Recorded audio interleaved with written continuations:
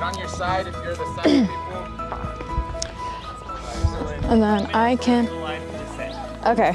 Should I be standing over here, or You're gonna stand over there with the javelina. You're walking on. Oh, I'm walking on. Okay. Oh, I didn't see you there.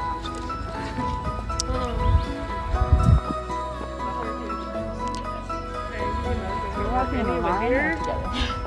Alright. Walking together. Stop. Get to the middle.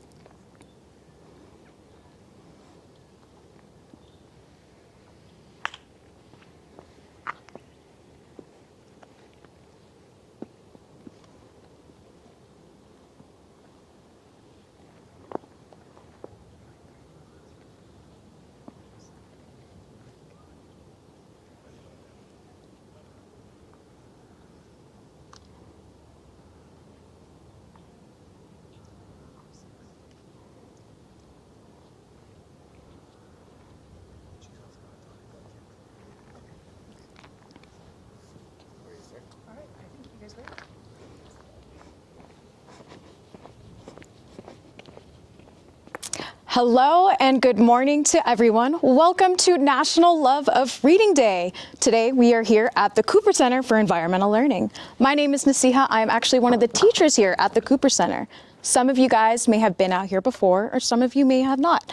But here at Cooper Center, we love to connect students and all the people that come out here to the desert. And some of the ways that we do it are by taking kids out on hikes, sometimes looking under rocks. But in other ways, we like to do different activities. Some of these activities also include doing story times. So today we have a very fun story planned for everyone here.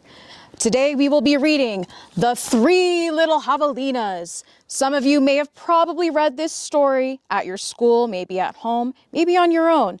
But today you guys are in for a treat. Our story time, we like to do it a little different here at Cooper. And enough said, you guys will probably see what we got going. All right, my friends, let us begin.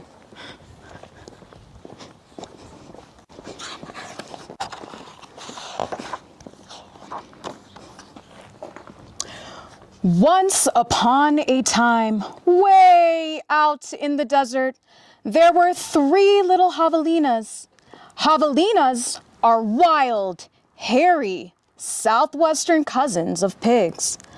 Their heads were hairy, their backs were hairy, and their bony little legs all the way down to their hard little hooves were very, very hairy. But their snouts were soft and pink. One day, the three little javelinas trotted away to seek their fortunes. In this hot, dry land, the sky was almost always blue. Steep purple mountains looked down on the desert where the cactus forest grew. Soon, the little javelinas came to a spot where the path divided, and each one went a different way.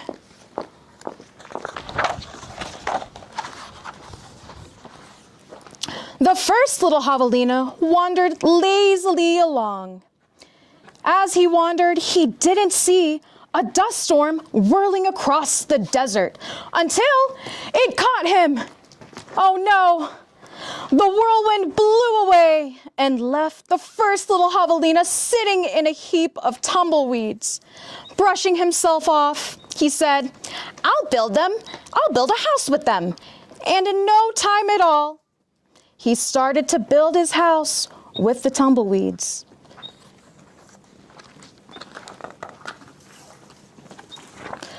Then along came a coyote. He ran through the desert so quickly and oh so quietly that he was almost invisible. In fact, this was only one of Coyote's many, many magical tricks.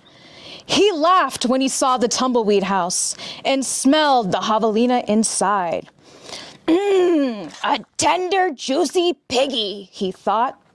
Coyote was tired of eating those teeny tiny mice and rabbits. He called out sweetly, little pig, let me come in. Not by the hair of my chin, shouted the first javelina, who indeed had a lot of hair on his chinny chin. Then I'll huff, and I'll puff, and I'll blow your house in, said Coyote. And he huffed, and he puffed, and he blew the little tumbleweed house away. But in all of the hullabaloo, the first little javelina escaped and went looking for his brother and sister. Coyote, who was very, very sneaky, tiptoed along behind. The second little javelina walked for miles and miles among giant cactus plants called saguaros. They held their ripe red fruit high in the sky, but they made almost no shade, and the little javelinas started to grow very, very hot.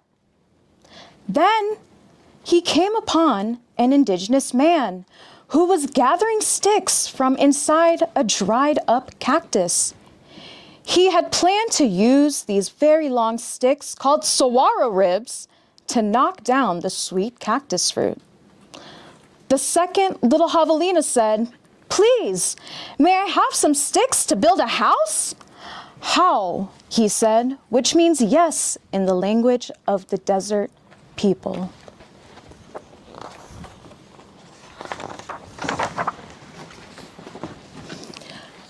So the javelina went ahead and started building his house. When he was finished building his house, he laid down in the nice comfy shade. Then his brother arrived, panting from the heat and the hot sun. And the second little javelina moved over and made a place for him.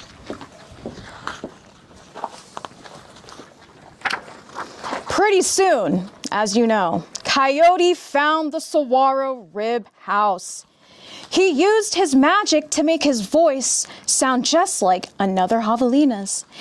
Little pig, let me come in," he called. But the little javelinas, they were very suspicious. The second one cried, "No, not by the hair of my chin. Bah, thought Coyote, I am not going to eat your hair. Then Coyote smiled, showing all his sharp teeth. I'll huff and I'll puff and I'll blow your house in. So he huffed and he puffed, and all the saguaro ribs came tumbling down. Oh no! But the two little javelinas, they escaped into the desert. Still, not discouraged, Coyote followed along. Sometimes his magic did fail, but then he was able to usually come up with a fancy new trick.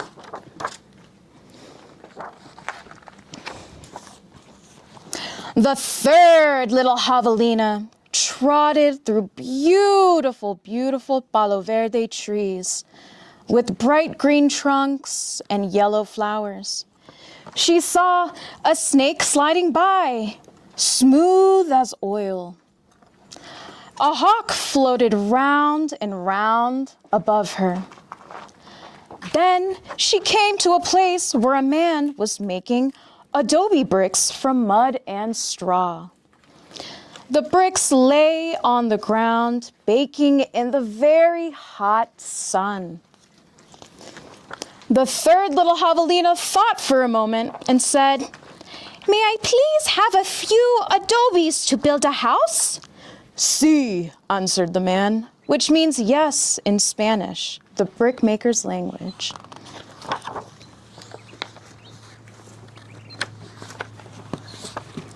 So the third little javelina built herself a solid little adobe house, very cool in the summer and warm and cozy in the winter.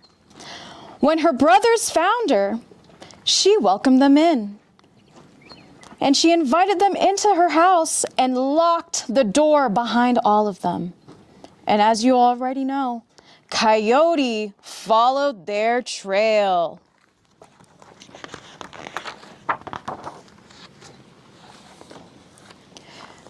Little pig, let me come in," he called. The three little javelinas looked out the window. This time, Coyote pretended to be very, very, very old and super, super weak, with no teeth and a sore paw. But they were not fooled at all. "No, not by the hair of my chin, called back the third little javelina. "Then I'll huff and I'll puff and I'll blow your house in," said Coyote. He grinned, thinking of the juicy wild pig dinner to come. "Just try it," shouted the third little javelina. So Coyote huffed and puffed, but the adobe bricks did not budge at all. Again, Coyote tried. I'll huff and I'll puff and I'll blow your house in. The three little javelinas were so scared they covered their hairy little ears. But nothing happened. The javelinas, they peeked out the window. And what did they see? The tip of Coyote's raggedy tail whisked right past their noses. He was climbing upon the tin roof. Oh no. Next, Coyote used his magic to make himself very, very skinny. Oh no, the stovepipe, gasped the third little javelina. Quickly, she lit a fire inside her wood stove. She was very clever. What a feast it will be, Coyote said to himself. He squeezed himself into the stovepipe.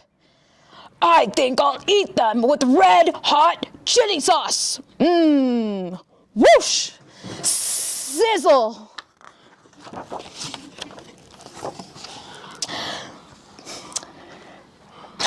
Then the three little javelinas heard an amazing noise. It was not a bark. It wasn't even a cackle. It wasn't a howl. It was not a scream. It was actually all of those sounds together. Yip, yap, yip, yow! Away ran a puff of smoke shaped like a coyote. And the three little javelinas jumped up with joy. And so the story continues, and the coyote was gone. The three little javelinas lived happily ever after in that sturdy adobe house. And if you ever hear Coyote's voice way, way out in the desert at night, well, you know what he's remembering. The end.